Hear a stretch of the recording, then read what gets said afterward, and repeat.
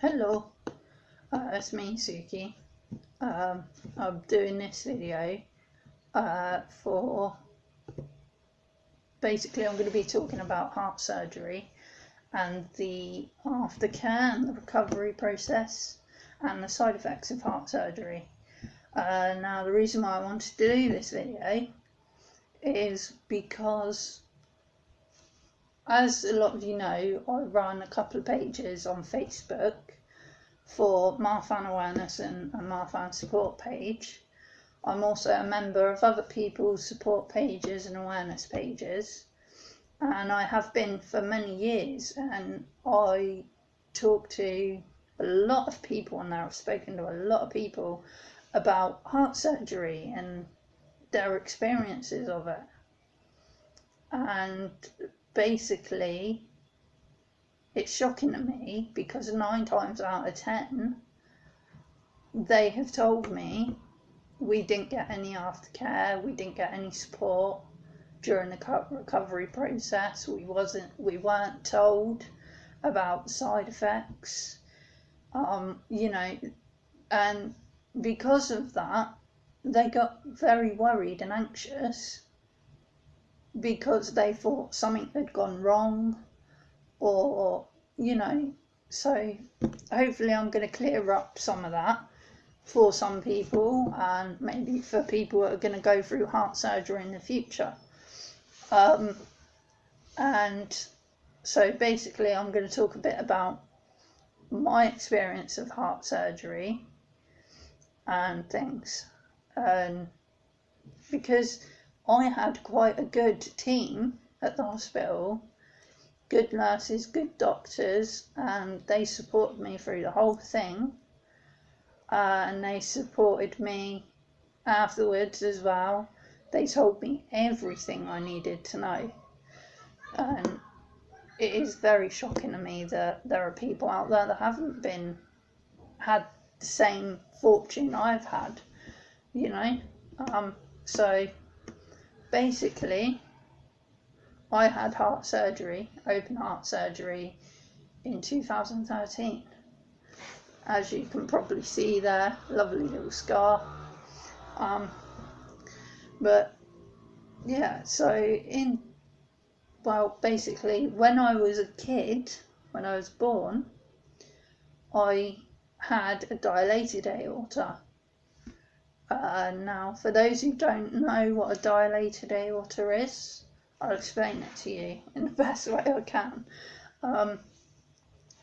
Basically, with a normal person, a non-MAF person, their aorta stretches. It's normal for the aorta to stretch a little bit to allow the blood to come through, and then it goes back to normal. So, if you will, think of a balloon. You blow the air into the balloon expands.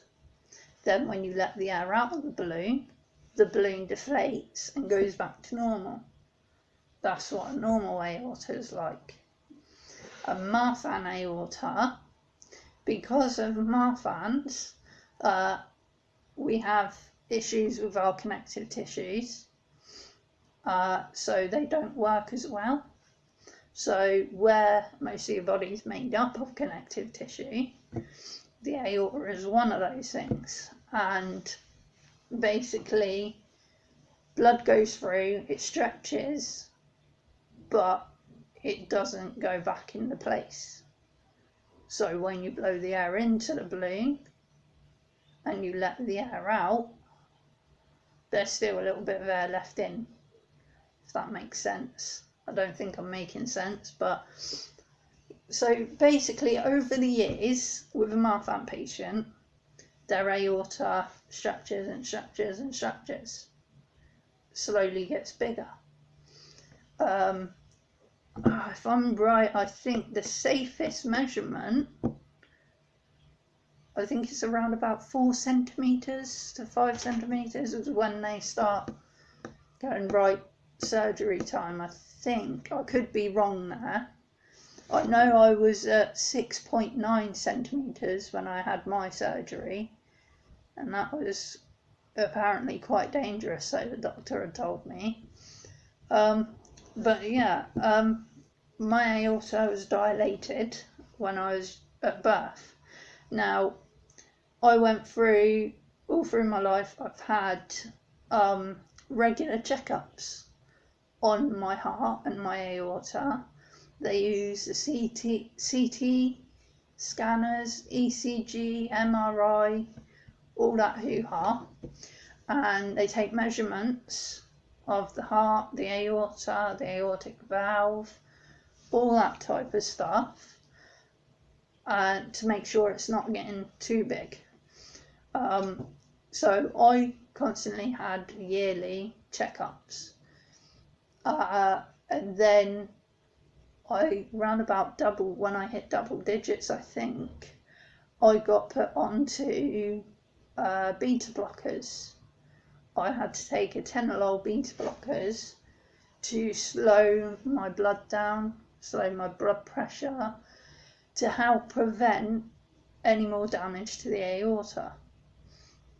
Now, I know a lot of Marfan patients have to take beta blockers or candesartan or losartan or a mixture of the two or three or God knows what pills for their blood pressure and to help protect their heart and their aorta. Now, after the surgery, I take candesartan, and that's currently being looked at. That's currently being gradually increased, the dosage. So if my blood pressure doesn't settle, I'm going to need to be put on other medications as well.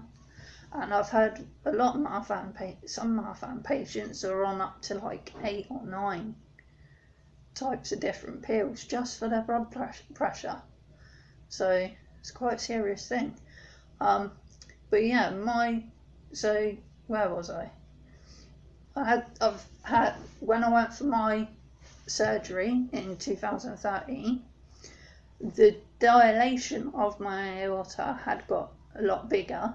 It was, I think he said it was at point of splitting, which I think they call that when the aorta splits or tears, they call that a dissection. Basically your aorta can tear right from the top to your bottom. So if you think from, say, the ascending aorta all the way down to your abdominal aorta, it's quite bad. Luckily that didn't happen with me. I just had the dilation and it was about to tear. And I also, because of the dilation, I had my aortic valve was damaged.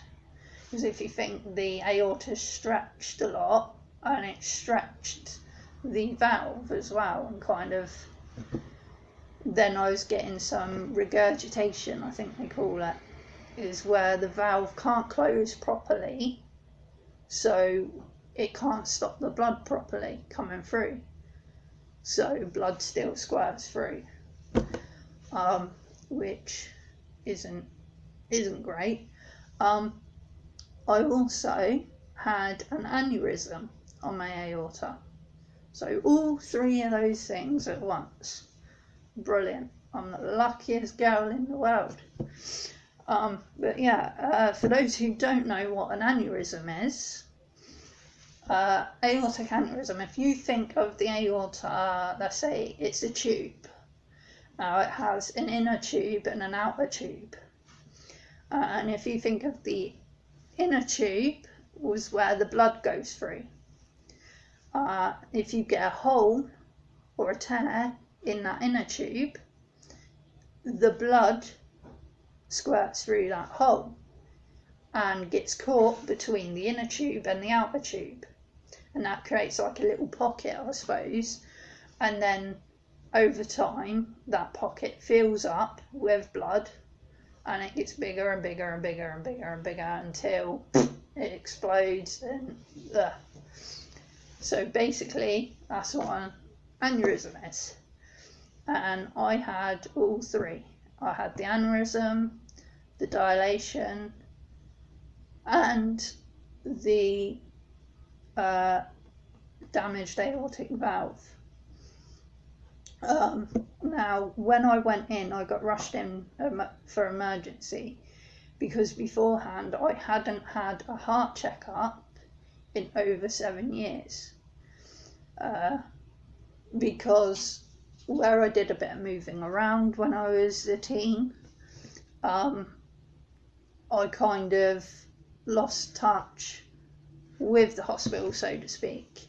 I had to move around, and I had to move around GPs, and because a lot of GPs don't understand Marfan, don't know what it is, they don't know the importance of regular heart checkups. So when I was asking for the referrals for that, they were saying, oh, have you got chest pains? No, I don't. Oh, well, you're only young, you don't need a heart checkup. Facepalm. Basically, everyone knows, well, I'm guessing everyone knows, I know, that women, when they have a heart attack, their symptoms are completely different to a male heart attack. So women may not experience the sharp shooting pains all the time. They may get a little bit of sickness and dizziness, but most women pass that off as a period, or, you know, something like that. But men, they get the pains down the arms and whatnot. So, yeah, and very rarely you can have heart issues without having any symptoms at all, and that's what happened to me.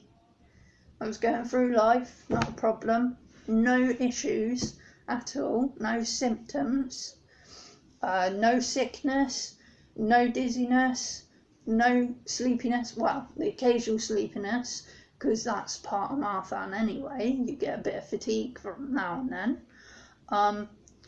You know, so I didn't have any symptoms, and I think that's true with a lot of MAFs. They don't tend to have symptoms. I think a lot of them I spoke to said they didn't really have any symptoms that they noticed. So again, another reason why we need regular checkups, because if we're not noticing the symptoms, we're just going to go through life like, yeah, everything's fine, when it's not. So yeah, I didn't have symptoms, and then when I managed in 2013 to finally find a doctor, a GP, who referred me to Southampton Heart Clinic in the UK, I went up there and I was thinking, yeah, they're just going to scan it, it's all going to be fine, you know, I've not had symptoms, I'm totally fine, they're going to have a look and go, yeah, you're alright, come back next year. That's not the case. I got there, went into the room, had a few tests done, ECG, the CT, the echocardiogram, MRI thing, all these weird and wonderful tests I had done, and the nurses that were doing the tests looked very shocked, and I was like, what's up with them, you know? Have they overrun their lunchtime or something, you know? But no, they looked very shocked, and they kind of said to me, oh, we've got to go and speak to the doctor about something, we'll be right back. And they rushed out of the room, tearing off the bit of paper from the, I think it's the echo machine or something, with them, running out of the room. I was like, okay. Me and my fiance sat there like, well, what's going on there? And I said to my fiance, oh, it's fine. I always make these machines go a bit funny, you know, because my heart has always been a bit, it's always caused anomalies in these machines. So that's what I was thinking it was at that point. And we waited a few minutes. I'm kind of like, yeah, they've been gone a while now. Then they come back into the room, and they didn't say much because they didn't want to worry me, and they didn't want me stressing because stress could have pushed me right over the edge. And they basically said, oh, we found a problem and you're going to need surgery. I was like, oh great, here we go, heart surgery, fabbo. And they said, you're going to need to come in the next few days. We get you booked in, we'll put you at the top of the list, and we'll get the surgery done. Alright, now me knowing that you only get put to the top of the list like that if it's an emergency, and I'm thinking, okay, what's going on? And they went off, and I think I spoke to the doctor or something, and he said, yeah, he didn't explain much because he didn't want to worry me. But he was saying about my aorta had stretched and it was a bit too far and they needed to fix it. So I was like, fine, okay, went home. A few days later, I went into the hospital, got booked in, and I was there for a few days. Then they whisked me off down to have the heart surgery. Now the day they did my surgery on was a learning day, which is a day when they teach the young doctors or the trainees or med students or whatever, they teach them about heart surgery and stuff. And one of the top doctors, the top surgeons, he's a professor, one of the top in his field, was at the hospital that day, was at the hospital that week, and his name was Dr. Sang, and he basically, his people come talk to me, has told me what they were going to do, and they wanted to use me as a guinea pig. Now most people would be horrified at doing that, being a guinea pig, because they've got this new thing that they want to try. Now me, I'm all for being a guinea pig. Now this surgery I had, I think it started probably in America or somewhere, or in a different hospital, and they brought it here to Southampton to teach the people here to do it. So I was all for it because this would go towards helping other people that have the same issue I do. And where I have Marfan syndrome, they don't see that often. So he thought I was a perfect candidate for their guinea pig. And I jumped at the chance, and I'm glad I did, because it went really well.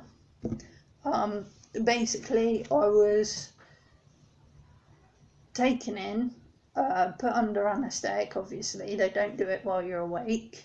And I was under anaesthetic, I think, for nearly 2 days. The operation itself took about 12 hours. Then I was they kept me under anaesthetic for the next day or two, because in case anything went wrong, because if anything went wrong, they could then just drag me back in quickly, sort it out and fix it, rather than having to wait, put me under again and blah de blah, wait for all that to work. They could just in, out, done, which was brilliant. Then basically what they had done is they had used, I think it's called the David's procedure. Don't know if any of you have heard of that, but it's a new procedure where they use Gore-Tex, and instead of replacing the aorta, they've cut away the affected bits, and they've used grafts, and then wrapped it in aorta, wrapped it in Gore-Tex, the aorta in Gore-Tex, to help strengthen it and to prevent any more stretching, which is really good. I think it was the aortic arch and the aortic ascending aorta, which I had the problem with, and they've kind of wrapped that all up like a Christmas present. But interesting fact, Gore-Tex is the same material they use to make army uniforms and raincoats out of, which is interesting. It's a very strong, durable material. But yeah, they've done that there, and then they did valve sparing for my aortic valve. So valve sparing is where, instead of putting in a mechanical valve or a pig valve, they've used my own valve and restructured it, kind of thing, fixed it and put it back in. So yeah, so that means I don't have to take blood thinners and things like that now, because with mechanical valves and pig valves you have to take blood thinners, and they're very tricky medications. You have to have your INR checked like weekly or whatever. You have to watch what foods you eat, such as things like vitamin K, certain cheeses, certain fish, too many fish oils, you name it. It affects the INR and the way that the medication is working, the blood thinners are working, which that is a very bad idea for me, because my main diet is fish, it's sushi and cheese. I love all my cheeses, like blue cheese and things, and I love green vegetables, which have like things like broccoli, have a lot of vitamin K in them. So my INR would be all over the place if I had to take them. But so yeah, I had that, and then after the surgery, when I came out, the recovery process, it was really difficult. I think the hardest part of it was the recovery process. The actual surgery itself wasn't difficult at all, because I wasn't really doing anything. I was asleep through the whole thing, so that wasn't difficult for me, that bit. It was the recovery process which was the most difficult for me.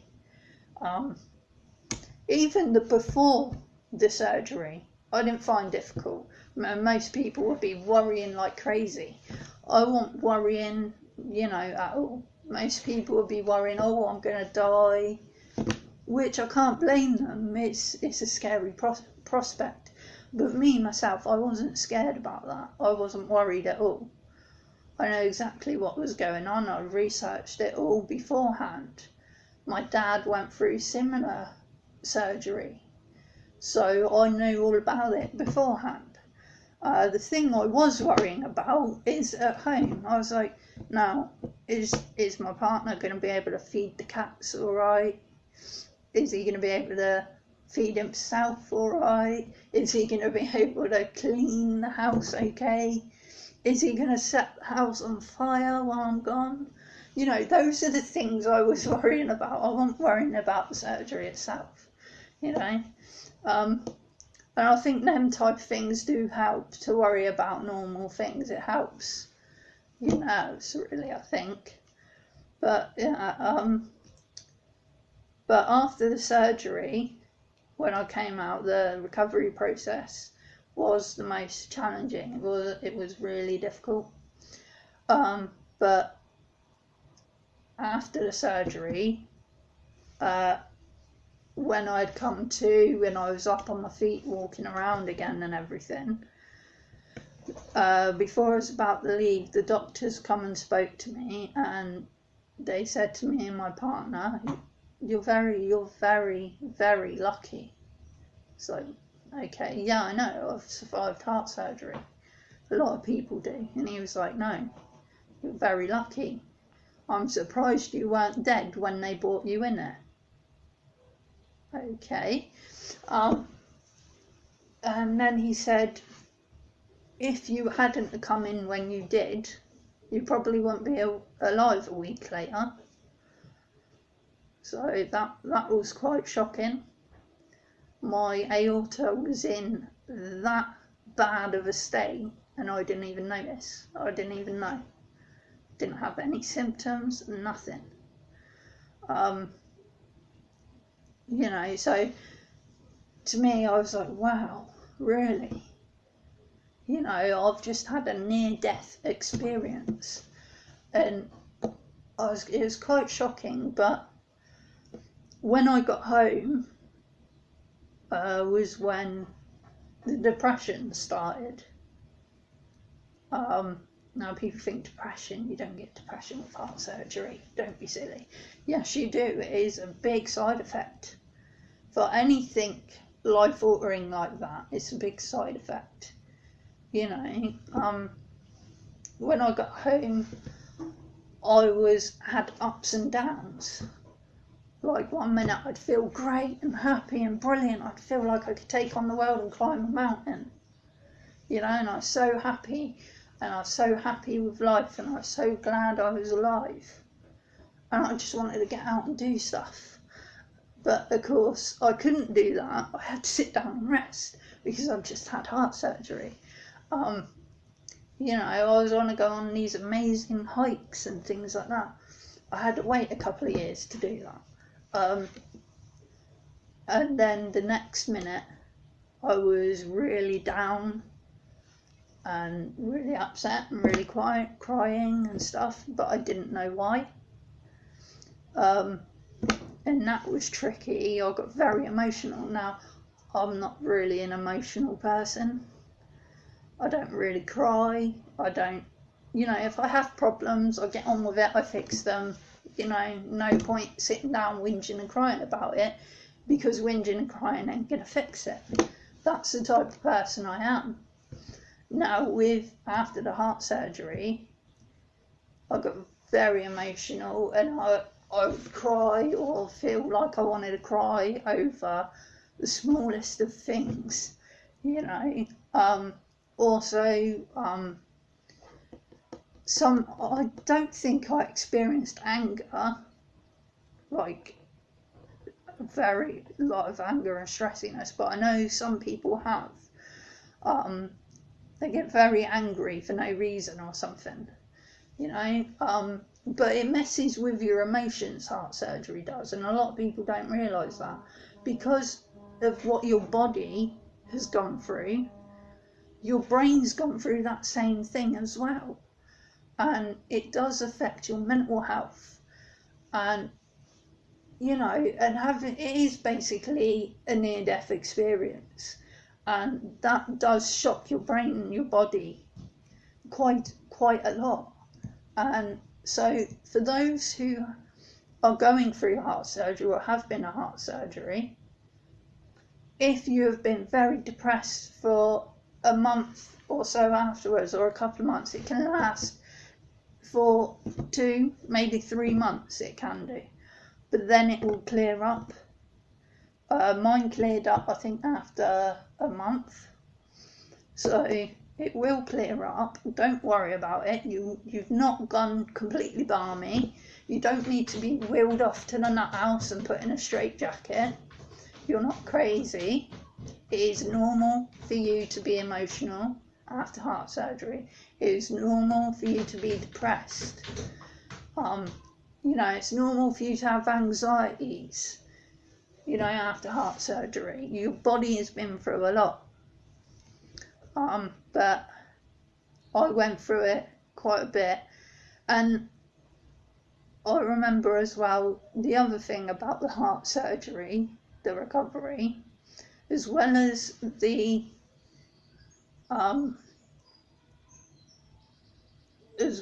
depression and the emotions, I also felt useless, like I couldn't do anything, and I was a burden. Now, at one time, basically, I want to say, yeah, you shouldn't feel like that. Don't worry, you're not a burden. It's okay saying that, but when you feel like that, you can't help that. It's just that feeling. You don't know why you're feeling it sometimes. It's just there. And then that also it cements that feeling, because when you've been through heart surgery, you're not as mobile as you were for a while. Your mobility is low for a while.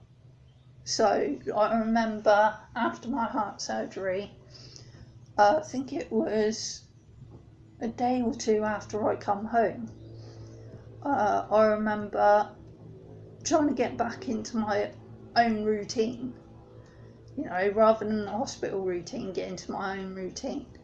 So in the morning, I woke up, I left my fiance in bed sleeping so he can have a lie-in. And I woke up, I come in the living room, got myself a cup of tea, and put on the TV to watch a couple of my programmes in the morning. And I sat down on the sofa, and I sat there for a while watching TV, drinking my tea. Then I needed to get up to go to the toilet, and for the life of me I could not get off the sofa. I spent probably about half an hour to an hour trying to get my fat ass off the sofa, and it was just like I was too heavy to lift myself. And where my sofa is quite low, I'm guessing that wouldn't have helped, but I couldn't physically get up out of my seat, and I got very emotional at that point and very angry with myself, because I'm like, what are you doing, you pussy? You can't even get up out of the seat, you know. And I had at that point I had to call in my fiance, and he woke up and come out and helped me get out of the chair to go to the toilet. And you know, so that cements the feeling that you're useless, and you know, so that doesn't help. But I promise you, it is all normal. It will clear up within a couple of months once you start getting your mobility back and your routine back. You will start to feel normal again. Okay, so don't worry too much about it. And also as well, it has an effect on those around you, your loved ones, the heart surgery. I mean, because I remember my fiance, he has a few mental health issues himself to begin with. He has ADHD, possible Asperger's syndrome, and he has depression. So he suffers a lot with anxiety and everything anyway, but most of the time he kind of has it under control. But during the heart surgery, he didn't. He got very ill himself because of the worry of it all, and you know, he was worried that I was gonna die. Bless him, I can't blame him for that. But I was trying to reassure him, like, I'm fine, you know. And then of course he had all the trips to and from the hospital. Now where I live, it takes, I think, 2 bus rides, and it takes almost 2 hours to get from here to the hospital on those buses, roughly. So he had every day trip there and back to the hospital, and there were some days when he couldn't afford to get to the hospital, or he wasn't feeling well enough to come up there, and then that would make him feel worse. You know, so it affects your loved ones as well. They're stressed and worried as well, and they want to do everything they can to help you, but they're not quite always sure how to help you. You know, so if they're there like fussing around you too much, don't blame them for that. They're just trying to do what they think is best, you know. But yeah, another side effect of, I forgot to mention, another side effect of the heart surgery is sleepless nights. You can't get comfortable, you can't get to sleep at all. You know, we have that a lot with Marfan syndrome. I know I do, because I have like issues with my hips and things and my back. But this was like really bad. I got insomnia, couldn't sleep properly for like 3 or 4 days. Then like I had to sleep sitting up because that's the only way I could get comfortable. But also as well, temperature regulation, the body's temperature regulation. Heart surgery affects that as well.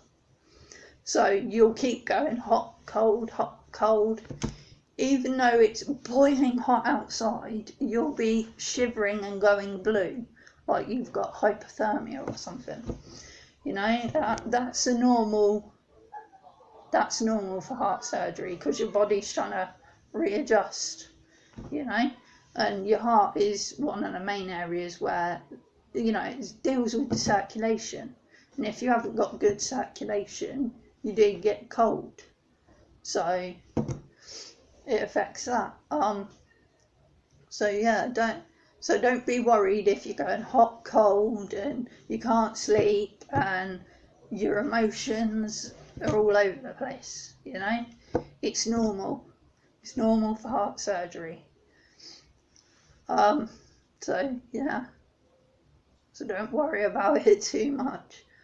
But yeah, this video is starting to get quite long. I think I've covered everything I need to cover. If I haven't, please comment below with info if you've got any, or you know, start chatting on the Facebook page about it. Comment underneath the video when I share it on there. You know, get a chat going about it, because I think it's important that we all know the symptoms of heart surgery, because I know a lot of us have gone out and learnt about heart surgery because we know we're going to need it one day.